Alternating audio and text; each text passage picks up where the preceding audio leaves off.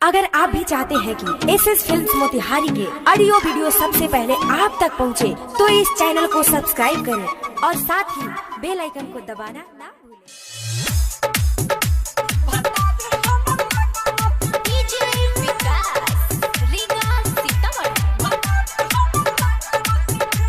Music by Sanjay प्रेमी।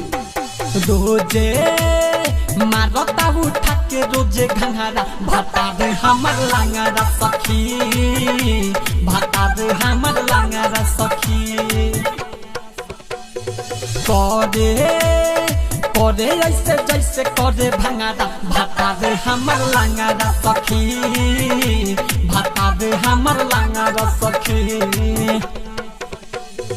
रोजे मारता उठा के रोजे घंघरा भाता दे हमर लांगरा सखी, भाता दे हमर लांगरा सखी।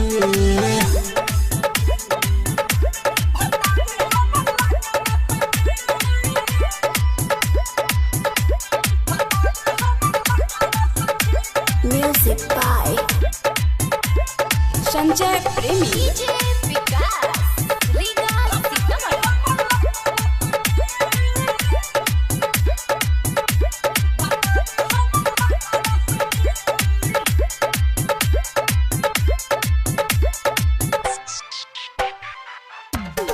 हाँ हाँ पागल के जैसन बाबे रहन ना होता हमें सहन सखी दे सुना गहजन हो। झूठो के बाबे संस्कारी ना छुए पेन्ही सारी सुनता ढेर भजन हो।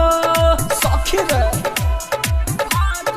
आए हाय पागल के जैसन बाबे रहन ना होता हमें सहन सखी दे सुना गहजन हो। झूठो के बाबे संस्कारी ना छुए पेन्ही सारी सुनता ढेर भजन हो। लड़े लड़े खाती बासी खैले एक मंगारा भाता दे हमर लांगरा सखी, भाता दे हमर लांगरा सखी। रोजे मारता उठा के रोजे घंघरा भाता दे हमर लांगरा सखी, भाता दे हमर लांगरा सखी।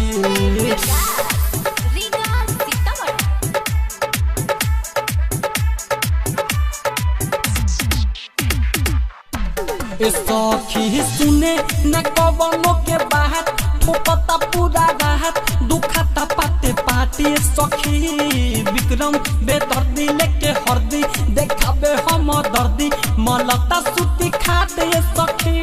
बारा मान बन करता है हाँ हाँ सुने न कवनो के बात ठोकता सारी राहत दुखता पाते पाते सखी। विक्रम बेदर्दी लेके हरदी देखाबे हम दर्दी मलता सुती खाते सखी। रोशन रोशन राहुल बोलू गौतम तीन टंगरा भाता दे हमर लांगरा सखी, भाता दे हमर लांगरा सखी।